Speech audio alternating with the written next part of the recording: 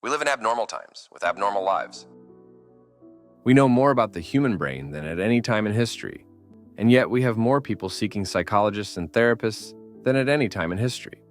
We know more international cultures and relations than ever before, and yet we seem to have more wars and more tension than ever before.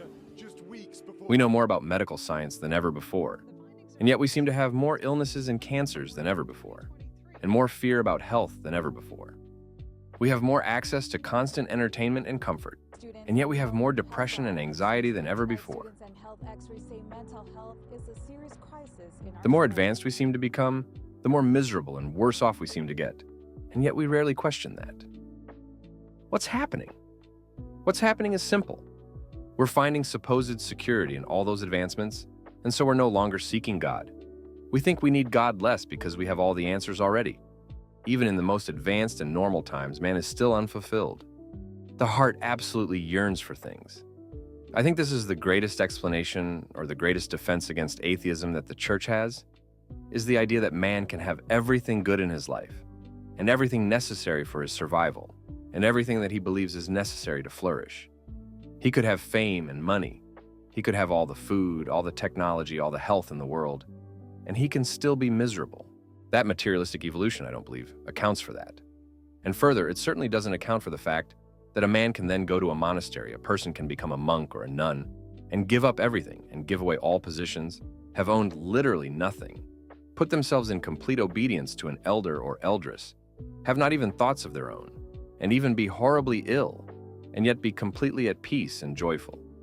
Again, materialistic evolution doesn't make sense of this. Any yearning that is baked into us should just be found in the material world.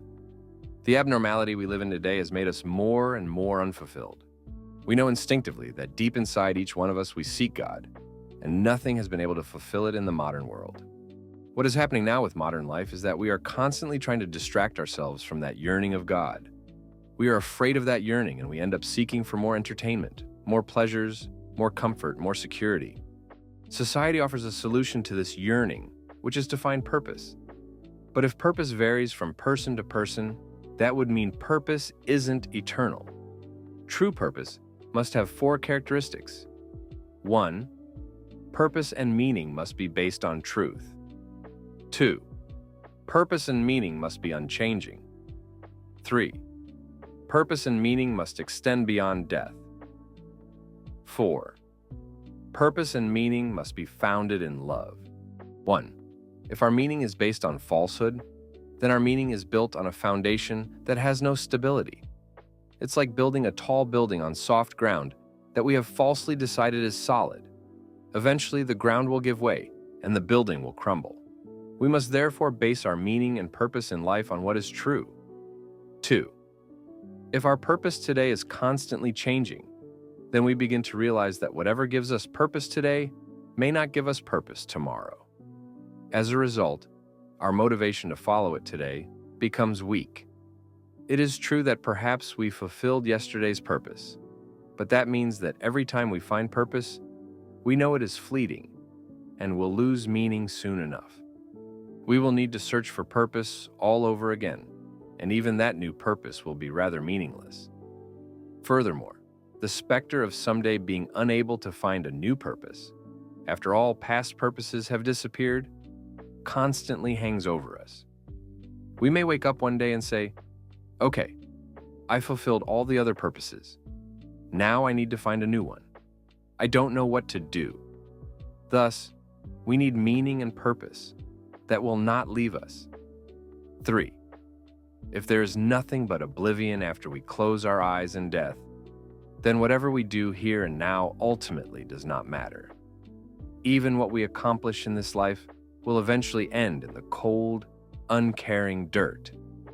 If we brought happiness to others, they too will eventually cease to exist, so that happiness was a band-aid rather than a cure for meaninglessness. We need something deeper, something even eternal. 4th, man by nature is relational. Man wants to love and be loved. Ultimately, purpose must have love above all.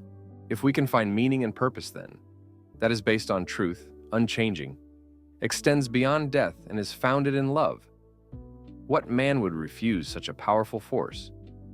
What man would not give up all perishable and ultimately trivial worldly comforts for this deeper, more meaningful gift? We see that Christ, and only Christ, fulfills all four of this.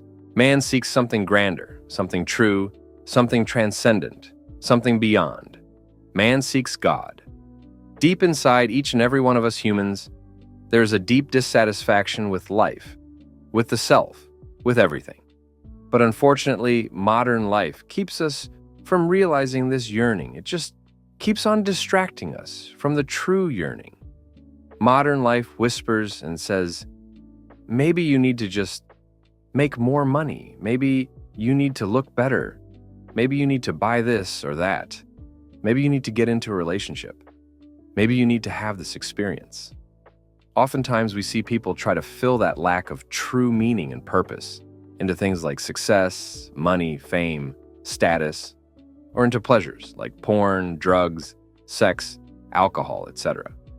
But the success, money, fame, status, pleasures don't address the problem at the end.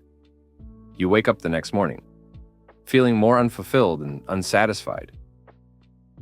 The following is from the Lectures of Father Paul Trubenbach, link in the description.